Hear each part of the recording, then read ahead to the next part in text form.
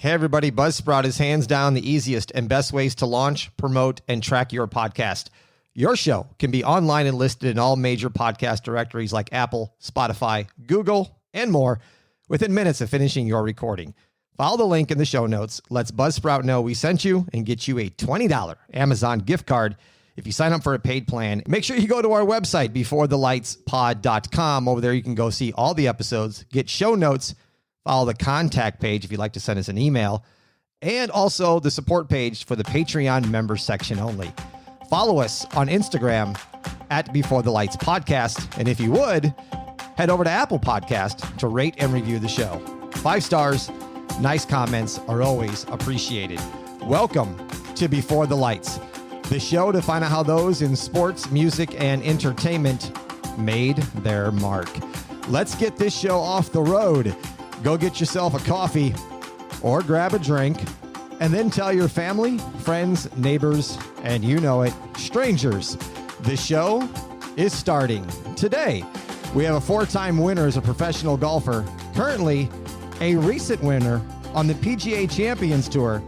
Known as a long driver of the golf ball, he has an extensive golfing background and at times can be heard on Fox Sports as an on-course reporter. Please welcome to the show, Brett Quigley. Brett, how are you today? I'm great, Tommy. How are you doing? I'm doing great. I appreciate you taking time out of your schedule and being on the show. Yeah, happy to be here. Thanks for the phone call. Absolutely. Craig Barlow hooked us up, and Craig was on the show recently, and we're going to just kind of start here. If you would, talk about what it was like growing up in Fort Devens, Massachusetts. Well, for me, I grew up in a golfing family. You alluded a little bit to it there with my Uncle Dana, was a club pro. He had played the tour briefly, more of a cup of coffee, but then was a club pro. My dad was a great amateur, so I grew up caddying for them. I grew up around the golf course. And, shortly after I was born at Fort Devens in Massachusetts, an Army base, my dad was in the Army. They moved to Rhode Island, my parents did, and so I grew up at a Donald Ross golf course and was fortunate to really just spend a lot of time there learning the game and just being around the game and developing my love for the game. What would you then, if talking about growing up in a golfing background and a family and everything, do you have a first memory of the game of golf? I just remember always having a club in my hand, going, around the yard, hitting a golf ball into a fence or anywhere it would land. I'd go chase it and hit it again. And then, just as a kid, as early as I could carry a bag, I was out caddying at Rhode Island Country Club where I grew up, and just always around the game as much as possible. Speaking of caddying, you caddied for your Uncle Dana, as you talked about just briefly. He put up a 61 in 1982 in the Greater Hartford Open. How did he ask you to loop that day, and what do you remember about that day? So the tour event was in Connecticut. We lived in Rhode Island, so it was about a 2-hour drive. And Dana had made the cut in the tournament just on the number at 4 under. And the next day we drove home, and then we drove back out. He's one of the first ones off the next day. And I honestly don't remember much about the round except that the Cobra Baffler had just come out. It's a 2-railed, I don't remember, like a laminated wood, like 4 wood or 3 wood. And he hit it on the second hole, and he dead topped it. So he rolled it right down the middle of the fairway, knocked the wedge on like 20 feet and made the putt, and he goes out and shoots 61. And the only shot basically that I remember is that he topped one in the middle of the fairway. Probably the worst shot of the day if he puts up 61. Absolutely. And it was great. I think NBC had the broadcast, and they called me Blake Quigley, and I was carrying the bag, and it was a tour bag, and it was as big as me. It was right out of Caddyshack. How old were you at the time? I was 11. I was going to turn 12 in another month. So I was very young. But again, it wasn't a big deal to me. I was always around it. What was your high school days like, Brett? I mean, for golf, were you one of the top golfers in your area then? I was fortunate. I was a pretty good junior. I like most kids my age, I think, that grew up in our time, we played all the sports. So whatever the season was, I played the sport basically up until high school. And then golf, I knew that I wanted to play golf. I just being around it, growing up around Brad Fax and Billy Andrade, who had great college careers and then went on to play the tour. So me knowing that I always wanted to do that, and it's funny, I played a little bit of basketball up until the end of 10th grade, and I was shooting some baskets, in practice at JV, and the coach came up to me and he's like trying to work on my shot, get my elbow a little more in and a little better release, and he's like, "What are you doing this?" He goes, "You're never going to be tall enough to play basketball." He goes, "Well, what are you going to do?" I said, "Well, I want to play golf." He goes, "Well, you got no chance of making that." I said, "What do you mean?" He goes, "Well, the odds of you making it are more than 1 in a million." He goes, "The odds of you making it growing up in the same town that someone else has made it, Brad Faxon was already on tour," he goes, "are 1 in a billion. So you might also come up with a better dream or better goal." And I was, I wasn't mad. I was like, "Geez, how the heck could you tell me that? Like, you have no idea what I'm going to do or what I want to do." And it certainly added fuel to the fire. But it was interesting to say that, it wasn't ever going to happen. But for me, seeing Brad and seeing Billy do it, it wasn't a big deal. That made it, to me, seem easier, because I'm like, hey, those guys can do it. They grew up in the same area that I did, and I've watched them play golf, and I can go do that. And it certainly wasn't that easy, but I always thought that I could do it. Did you years later go back and say, I'm 1 in a billion? No, not at all. It's just added to the fire. Sure. 1987, you won the U.S. Junior Amateur. If you would elaborate a little bit on that win. It was first time playing with, I played some other USJ events, but I knew I thought I was pretty good and had a chance to, make match play, and you never know what's going to happen in that. And I remember Mickelson was in the field, and even then he was a stud, as we just watched his display here this past weekend at Medalist here in that big match they had. But it was in Colorado, and I remember the golf ball went forever, and I remember being really nervous. I somehow won a few matches, and then one of my buddies that was out there from Rhode Island was caddying for me, Rodney Butcher, because he had lost at a match before, and so he caddied for me the last couple matches, and got to the last match, and I had to make a putt on about a 5-footer on the last hole to win, and somehow made it, and then was the U.S. Junior champ, and that was a really cool feeling, and it still sounds nice to say it today. For sure has propelled you on. In 1988, you win the Northeast Amateur. You ended up at University of South Carolina. I want to back up just a little bit from there. What was your recruitment like, and did it really pick up after winning the U.S. Junior Am? Well, I played pretty well the year before, so I had some interest, and I'd kind of narrowed it down to a few schools where Faxon went to Furman, Billy went to Wake. I looked at Duke, I looked at UVA and South Carolina, so I'd kind of narrowed it down to that region of the country where I wanted to play golf. And I knew I wanted to get away from Rhode Island where I grew up, and I wanted to go play big-time golf. But yeah, it was tough. I narrowed it down to South Carolina and UVA, and my parents had always told me it was my decision about college, and it's totally up to you. And I decided, I'd hemming and hawing for a couple of weeks, and I finally come to my parents and tell them that I'm going to go to the University of South Carolina. And my mom cried for a week. She couldn't believe that I could pick South Carolina over the University of Virginia, and the education that I would have gotten at UVA. And I told her, I said, hey, it's just not the right spot for me at this time. And it was pretty funny. Everybody thought I was crazy to go to South Carolina, but the golf coach was an amazing recruiter.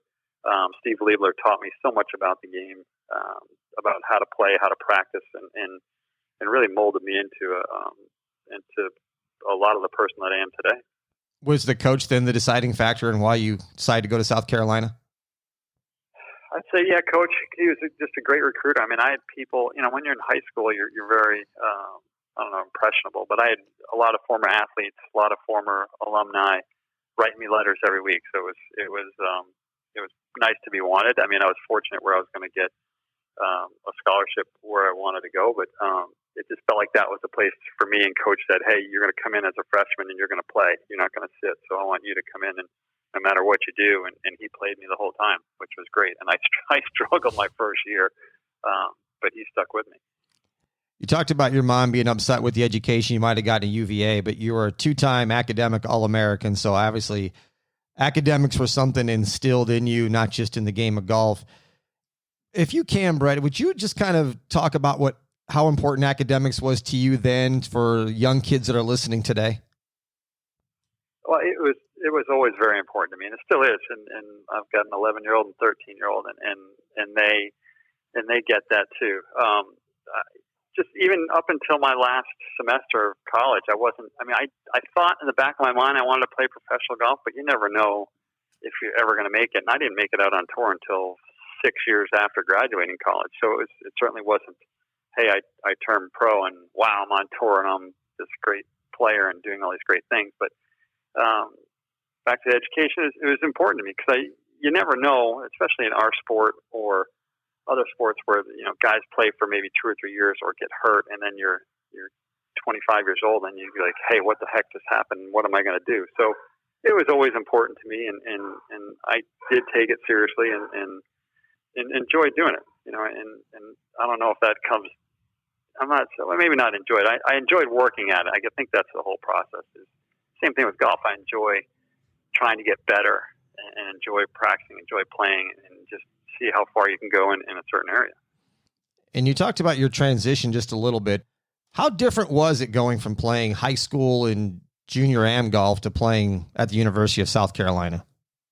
I grew up in a town of maybe 10,000, and then I went to school with 24,000. So it was a huge adjustment for me to go down to South Carolina, coming from Rhode Island. Just a completely different way of life, and I loved it. I loved being away, and I loved being on my own. And it was, that college thing for a lot of kids is tough getting away your first semester. And I struggled with it my first semester, not sure I made the right decision or where I wanted to be. And I think that's a common theme among all kids where like, hey, this might not be the spot for me, or this wasn't what I thought it was going to be. But I decided I wanted to stick it out and had a lot of fun there, met a lot of great people there. And again, really shaped my golf game. When did the idea really start to get serious in your mind of, I think I want to do this in a professional level? I think as I got close to graduation, spring semester, I'm like, okay, I want to try to play some mini tours, and I want to go to tour school, and I think that's the way I want to do this. And right after NCAA, and I didn't play well at NCAA's that my senior year. I came home and played a mini tour event, and like maybe 2 weeks later, I turned pro, and it was very unceremonious, where it wasn't like there's a big press conference or anything. I just entered a mini tour event. I finished second. I made $725. My first event finishing second. My second event, I finished second. I made $5,000, and I thought I was loaded because I could play the rest of the summer and then go to Q school. And I was so fired up. So it was a pretty good start. Second, and I made $6,000 basically. If you would, from there, talk about some of the early hurdles you had of, I've turned pro, now I'm trying to get to the PGA Tour. You talked about it was 6 years later from graduation. What were the early hurdles for you? Everything. I missed Q school. I was just talking to John McGinnis the other day, does the XM radio show now, and he played the tour, but he and I were the only two out of our class that year of college seniors that went to Q school that made it just to final. So that was a pretty big deal. I back then it was the Hogan Tour. I was eligible for that. I didn't play well. I maybe made 1 or 2 cuts the whole year out of maybe 10 events. Went back to Q school, missed again. I think I was something like 1 for 12, I think, at Q school, getting through. Because a few years after I just fast forward a few more years, when I got my card, I got it through the Nike Tour. Finished top 5 out there, and then got my tour card. But I finished. Sorry, I'm getting a little bit ahead of myself. No, you're fine. My first year, I finished 127, I think, or 128 in the money list, and the top 125 keep their card. I went back to Q school and missed, but I played out of that category, and then I finished 127 the next year, missed my card, went back to Q school and missed. So my track record at Q school was not very good.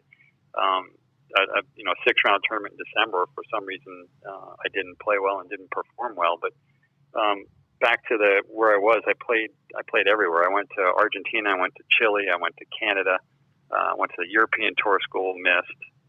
Played the Hooters Tour around the South, North Carolina, Georgia area. Played a bunch of mini tours down there, and basically just played everywhere I could. Just kept playing golf, and it's funny. A few years back, Amy, my wife, and I were sitting around.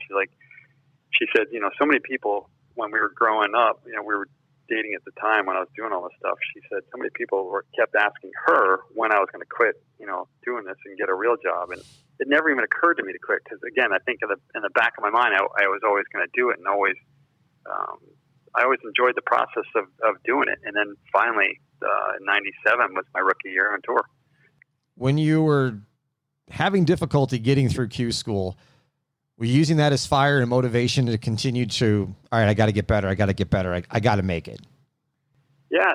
Yes. Cause it's tough. And now they don't even have basically they don't have a Q school cause it's to qualify for the Corn Ferry. So it's that would be a difficult thing, but always try to get better and just keep playing tournaments. And that, for me, that was the big thing, is playing as much tournament golf as I could, because I never felt like I got exponentially better just hitting balls. There are guys like a VJ Singh that could hit balls all day, for hours upon hours and not even play golf. And I needed to play golf, and didn't matter what the tournament was or wherever it was. I just needed to play golf because I felt like that's how I got better. First year you finally get on tour, you have 4 top 25s.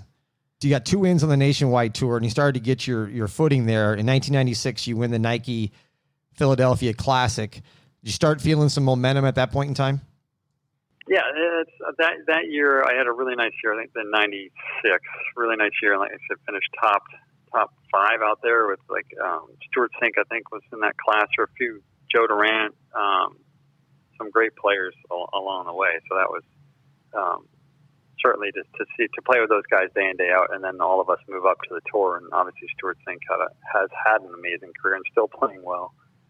Joe Durant too. So that was kind of my first taste, okay, I really can do this, and I can compete at this level.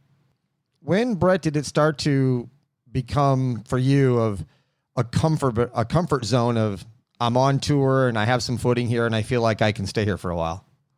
I'd say no, because I don't know how many events I played, 400 and something events. I never won. I think I always had this picture, 2 things. I always had a picture in my mind that in order to win, I had to play perfect golf, and anyone that plays golf knows that's impossible.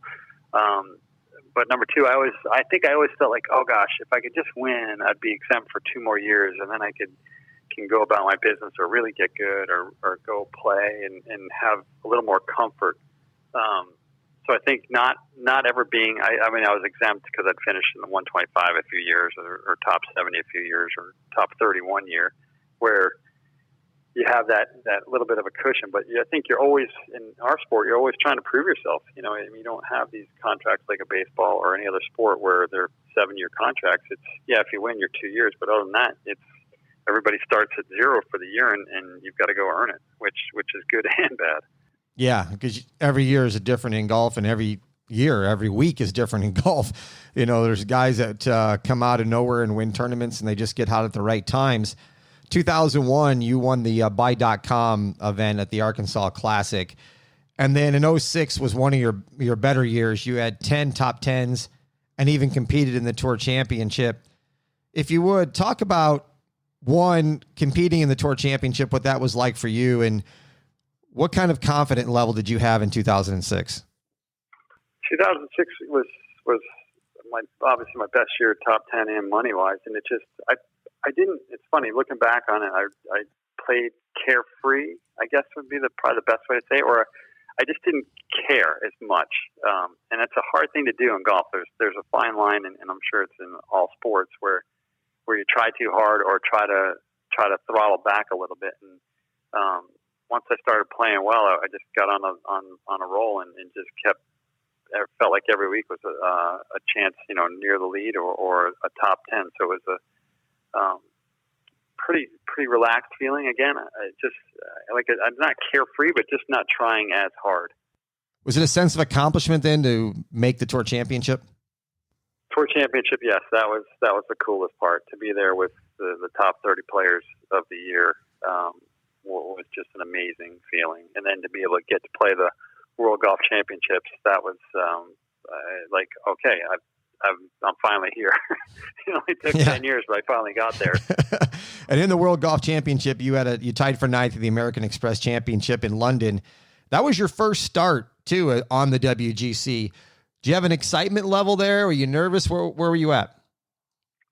Yeah, I know I was excited. And it's funny, I've had some decent success when I get out of the country. I don't know what that means, but, or why, but, whether it was Argentina or Chile, I've played well before in other places and had a great week, playing there and play with Tiger, the last day there. So it was great. That whole stretch just to be around, that's when Tiger obviously was playing great. PJ's playing great. Adam Scott playing great, and got to be paired with those guys a bunch. So that was a big learning experience for me too. And I want to kind of go back, and I'm sure your Uncle Dana is going to be one of them, but who else was some of your early mentors in the game of golf? Yeah, my dad, I mean, he still is a great amateur player. My Uncle Dana was always around. I caddying for both those guys growing up. And again, Brad Faxon and Billy Andrade. Brad went to the same high school. Actually, my dad, my Uncle Dana, Brad, and myself all had the same high school golf coach, Coach Don McGregor. And the guy was a wrestling coach that just picked up golf for, back then it was probably an extra $200 a semester when he started out with my dad and my uncle. Didn't know much about golf, but was a great motivator as a wrestling coach. So, and the guy was probably pushing 5 feet tall. I mean, he was one of the funniest guys too. So he coached to coach Dana, my dad, and Brad, and me is pretty amazing. And then to see all of us do what we did is cool too. Yeah, that coach definitely had some longevity as a golf coach and wrestling coach for sure. Kidding. And he would, and every day, this is back when my dad and Dana were in high school, every year at the beginning of the year, he'd take the biggest kid in the football field out in front, right on the football field, which the school kind of wraps around the football field. And he'd wrestle the biggest kid in the football field. And they said he'd pin him in less than 10 seconds every time. I wouldn't want to be the biggest kid going the next day to class. You're going down. Talk about shame. Yeah. Moving back up in 2007, you only had limited events due to a torn meniscus. What caused the injury? There wasn't really a moment where I was like, oh no, what happened? It was just something that just kept building gradually and kept getting worse. And then golf, whether you're reading a putt or bending down or, being on it for 5 or 6 hours a day, it ended up being too much. And then I had a surgery there, and that kind of sent me down a little bit of a road of a couple leg surgeries. I ended up having a meniscus surgery, I want to say the next year too, on the other leg. So I think those are common things. Some guys, you hear about the football players that come back after 3 weeks or a couple weeks with those things. I just couldn't even imagine that, how tough they are or how tough I'm not. So did it take you then to 2009 to finally feel back healthy again? Yes. 2009, yeah, that was another a great stretch there. I had some chances to win, and I think 3 seconds in 2009. So it kept getting close, and just never really got over the through the finish line there. Frustrated you didn't win, or were you taking learning experiences from each one of those? Sitting back here, looking at it, yes, frustrating. Golf-wise, frustrating for sure to not have won on tour. But to play on and off basically for 14 years without winning is pretty incredible. And like I said, I lost my card a few times in there and played out of, there's a category, the guys that finished 126 on the main list to 150 on the main list, they have limited access to events. So they might get in 10 to 18 events a year, depending on the year. And I played out of that category a few times and then did well enough to get my card. So it was, yes, overall bummed that I didn't win, but certainly played well those years to have played that long without a win. One of those seconds was at the John Deere, and I found this story interesting. You card a 62, you receive an invite to play in the Open Championship, and go, nah, I'll just turn it down. Well, it wasn't that simple of a turn down. So let's talk about crazy. I made the cut on the number, and it was a big. I think we had a rain delay, so we were playing 36 on Sunday, if I remember it correctly, and went out and shot an incredible score in the morning, and then finishing up on the front nine in the afternoon, not even on the proper nine with all the other guys in the lead. But obviously scoreboards knew what was going on and knew it was going to be close to maybe a chance to win, maybe finish second and go to the British. But somehow I think it was a tied second in a couple, and I was maybe the lowest score or whatever it ended. It ended up being I was the guy who was going to go, but a couple, I don't want to say it was a month before, Chris Smith, a player my age, had gone through a pretty big tragedy with his family and his two kids and his wife with a car accident. It was just that the funeral was going to be during the next week in Milwaukee, and I wanted to go to that, so I turned down the British Open to go to Milwaukee and then go to that service. That makes complete sense now when you tell the story than when you read it and try and research it going, here's somebody who got invited but didn't go, or sometimes golfers don't even get to major championships, but it makes complete sense. I mean, especially, yeah, you're right. The British is such an amazing major championship because it's just golf over there is so different than it is here in the States. And it's something you really need to experience, whether it's Scotland, Ireland, or England, and how different the game plays, whether it's, playing in the conditions, the game is a little more on the ground. It seems like there's a little more camaraderie with, like, it's a small town and everybody's either staying at the one hotel or the pub, or it's just a fun golf experience. Moving up just a little bit, and with every high, sometimes we have some lows, and unfortunately you had your share. In 2012, you missed the majority of the season with an undiagnosed injury to your left leg that was between your ankle and your knee. You saw many specialists, and the pain was just so bad you just couldn't play. When did this start to occur, Brett? And then what did they ever find out? So I want to say 2010. So it hurt a little bit in 9, nothing crazy. But 10 really hurt. And I think I had my second most cuts I've ever made on tour in 2010, but I had maybe my second worst money finish ever. So I was playing and I just couldn't, I'd make the cut, play well, but I couldn't finish the weekend. I was just not right. I mean, I was hurt the whole time. And then I started down the road of going to the Cleveland Clinic, Mayo Clinic, hospitals for special surgery in New York City, doctors in Providence, doctors in Boston. I saw a bunch of doctors down here in Jupiter. And just no one could give me a diagnosis of what the heck was going on. But because basically there's a nerve that crosses kind of your knee, the peroneal nerve, which goes down the front or the outside of your shin. And that just was killing me all the time I played, all the time I stood on it. And a lot of people saw it and I really couldn't get a consensus of what to do. It wasn't like a broken leg and like, hey, let's do a surgery and it's going to fix it and you'll be fine. There were a lot of different diagnoses and yes, you could try this, you could try this, you could try this, and nothing really worked. And then I ended up seeing some guys maybe 4 years ago, which maybe 3 years ago, that first started to get some relief, some doctors down here and some trainers down here. And then it's been really good. And today it's great. So I can walk and everything's great. That's great. I mean, it's good news to hear that pain is gone. You also had 3 fractured vertebrae and you were off for 7 years. So the injuries, unfortunately for you, just kept piling up. What caused that one? Oh, I fell off a ladder and fractured 3 vertebrae. So yeah, that was a good challenge. Basically nothing you can do for fractures there. I mean, I wore a brace for almost 3 months, just trying to heal it. And the rib pain was pretty good for about, almost 2 years. But another one, like silver lining through both of those things is I've been home with my wife, Amy. I've been home with my 2 girls and been able to watch them grow, take them to school, pick them up. So, certainly I'm so fortunate that happened because I never would have been able to do that if I was out playing 30 events a year on tour, even if they had traveled with me a little bit.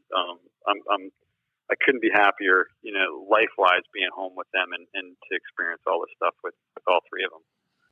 Anywhere you had silver linings, but was there anywhere in there where you thought maybe golf was in the past for you?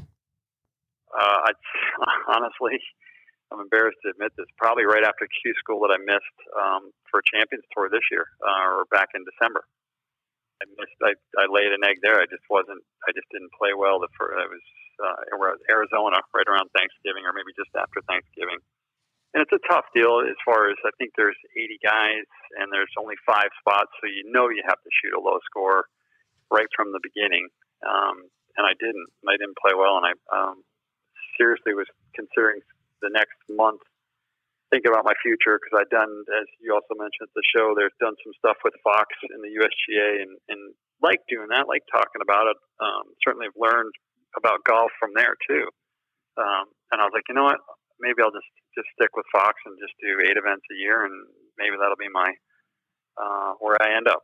And then I ended up getting in the tournament in Morocco, and I didn't know about it until 3 weeks before. Thankfully, had a passport ready to go, and went over there and played some pretty good golf. Yeah, and speaking of Fox Sports, you got on with them, as we just kind of mentioned, with it as an on-course reporter.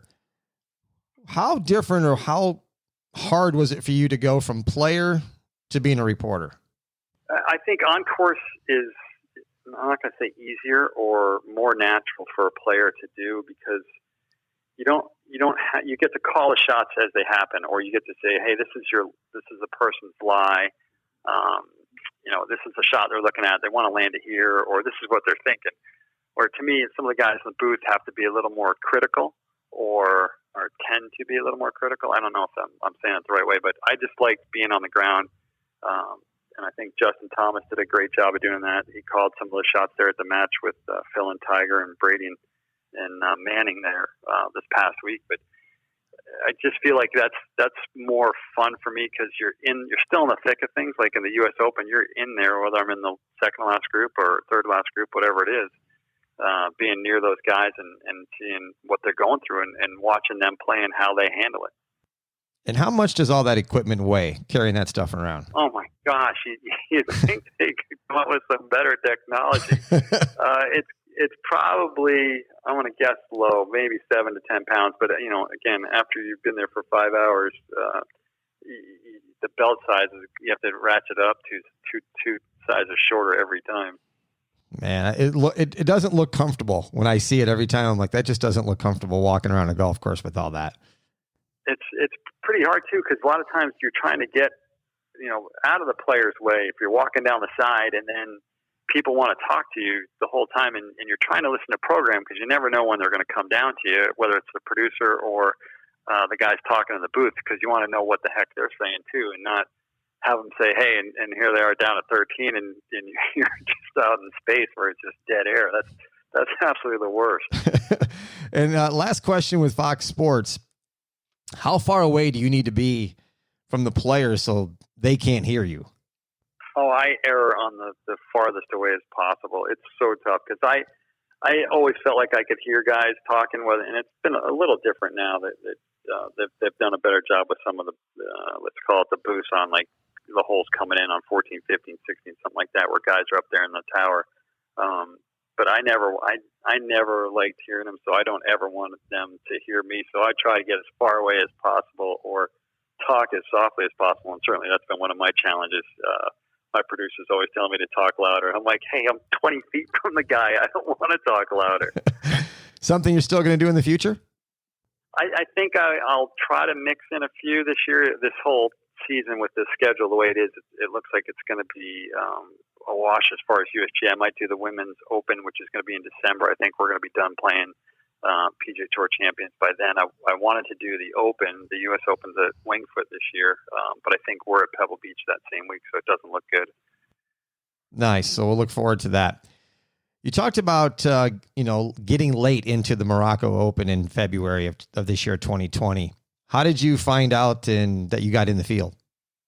I hadn't even committed, and for some reason, so try to get in a little bit of minutia of PGA Tour or Champions Tour. A player has to commit to the tournament the week before, typically, and then they set a field accordingly. And this one, you actually had to commit 2 weeks before, a week before. Sorry, 1 more week, an extra week. But and I wasn't even thinking. I was like, you know what? I'll just commit to the whole season on the Champions Tour. So I committed. I look. I'm like, hey, I'm in by 2 guys. So if 2 other players the last 2 weeks, like a Steve Stricker, David Toms, any of the players that are ahead of me, committed to play, I'd been out of the tournament and not even played. So I commit, and then I'm watching that with, oh my gosh, talk about anxiety. I'm like, am I going to go? Am I going to stay? I'm like, what am I doing? And then the entries closed, and I got in, and I was like, okay, I've got nothing to lose. Let's just go have fun. You obviously had some fun. Second start on the Champions Tour, you win the event with 69, 66, 66, minus 15, 1-shot win. You come from 3 shots back for your first win on the PGA. Going into the last round being 3 shots back, what was your mindset there? I thought, I mean, Stephen Ames had a big lead, and he played 2 great rounds. So it's not that I didn't think I had a chance to win, but I knew I'd have to play a great round, and he would have to falter. And typically those 2 don't happen too often. But I was like, okay. And he got off to, I think he bogeyed 2 and 3, and I think I was 5 under after 7. All of a sudden I had a 3-shot lead. And I was like, uh-oh, what just happened? Now I'm leading this tournament. Now I've got to deal with all these emotions trying to bring this home. Going up to the last hole, thought process coming up 18. I 3-shot lead playing 16. He makes a birdie. I don't. He birdies 17. I make a pretty good up and down for par. So 18, it's a tough driving hole. And I'm like, this is it. This is my whole year right here. I said, I got to hit this in the fairway and hit a good drive. And then he missed the green. Somehow I hit an 8-iron on the green, and I had just a 28 foot putt, 30-foot putt. The whole time I'm saying to myself, just try to leave it short. Just try to leave it short. Because it was a little uphill, a little downhill. And the downhill part got me, and I ran it 6 feet by. And now I'm like, oh my gosh, you've got to be kidding me. So I know Stephen had chipped it by, and he makes a great par putt. And I had to make a 6-footer, and the whole time I'm standing over that putt, I was like, you have to make this putt. You can't go into a playoff. And somehow I hit it, and it went dead center. And the relief had to feel fantastic to see the ball go dark. It was incredible. So the atmosphere on the Champions Tour is completely different than for me on the regular tour.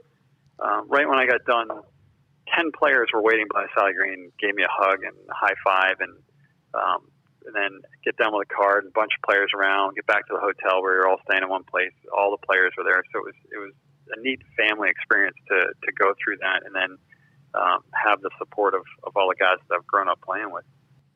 And there's another storyline with this whole thing as well. Your caddy, Richard McCarthy, if you would tell the story on how you got together and all of a sudden he's on the bag for you over in Morocco. Well, I've played golf with him almost, I'm going to say 30 years now, but let's call it 25 years.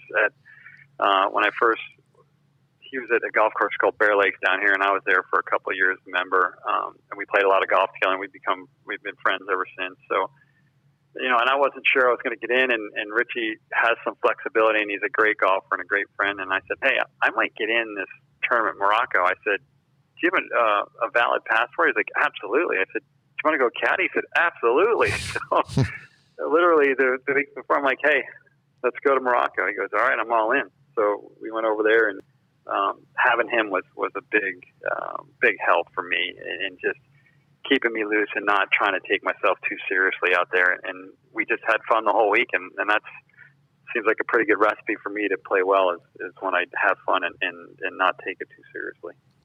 Currently, you're tied for second on the Charles Schwab Cup, which is basically like the FedEx Cup on the Champions Tour. You have 3 top 10 finishes. What's your outlook like for the rest of the year? I'm excited to play.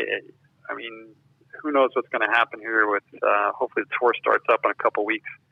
It looks like all the data is showing that we will be able to start, and sports will resume again, which I think our country and the world needs, and try to get through this whole thing.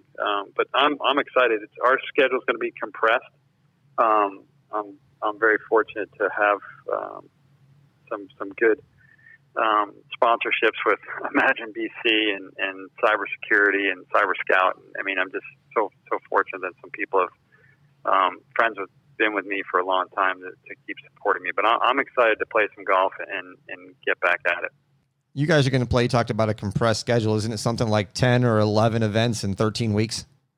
Yeah, I think we start 1 week, the last week in July, then it's a week off, and then we play the rest of the year. We play out, so it'll be interesting to see how many guys play that whole stretch. Or I haven't figured out how much I'm going to play as far as what happens. Again, I think we're all just fingers crossed that we start and get this season going, or back going, I should say. Well, I wish you nothing but the best of luck this year, and we'll be watching to see what you do, and maybe you grab another one of those trophies along the way. That'd be nice. That sounds like a great plan. And next time you're in Vegas, I know we talked briefly before we started, Reflection Bay Golf Club, located in the heart of beautiful Lake Las Vegas. For our listeners out there, go to reflectionbaygolf.com. That's reflectionbaygolf.com. It's a top 100 course that the public can play. It's a Jack Nicklaus signature design that played host to the Wendy's 3-Tour Challenge from 1998 to 2007. And next time you're in town, let me know, and we'll hook you and me and Craig up, and we'll go out and play around. Barlow's going to have to give us a few shots, but I'm definitely in. A few. He's going to have to give me a lot. Maybe you just a few, but I'm going to need a whole bunch. I appreciate your time, Brett. I really do. Thanks for taking time to be on the show. Thank you, Tom. That was fun. Everybody else, if you would, please make sure you go subscribe to the show. You can find us anywhere where you can get podcasts, like Apple, Google, Alexa, Spotify, anywhere you can get your podcasts. For show notes, go to our website, beforethelightspod.com. And if you would, follow us on Instagram at Before the Lights Podcast. Thank you for listening to Before the Lights. I'm Tommy Canale. Until next time, everybody, a salute, a chin chin.